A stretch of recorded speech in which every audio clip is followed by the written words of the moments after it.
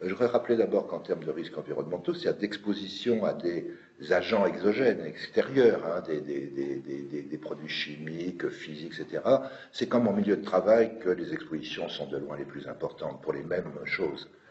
Si vous prenez l'amiante, il y a de l'amiante dans l'air qu'on respire tous aujourd'hui, hein, mais à des quantités qui sont infiniment plus faibles que celles qu'on a sur les postes de travail où il y a de l'amiante. Pour les particules diesel, c'est pareil, on en respire tous parce qu'il y en a, on en respire moins que quand on est garagiste spécialisé dans des... Donc voilà, il ne faut quand même pas oublier qu'il y a une notion de dose, de niveau d'exposition. Intrinsèquement, quelque chose peut être cancérogène par exemple et ne poser aucun problème de santé si personne n'y est exposé. Hein. Et inversement, certains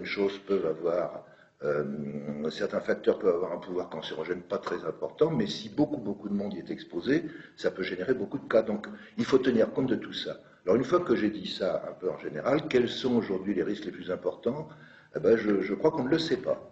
Je pense qu'on ne le sait pas parce que pour dire quels sont les risques les plus importants en termes de santé publique, il faudrait faire beaucoup de travaux et calculer un petit peu la fraction attribuable, attendue pour tel ou tel type d'exposition environnementale. Alors, dans le milieu professionnel, pour l'amiante par exemple, ou les poussières de bois, on connaît assez bien ça.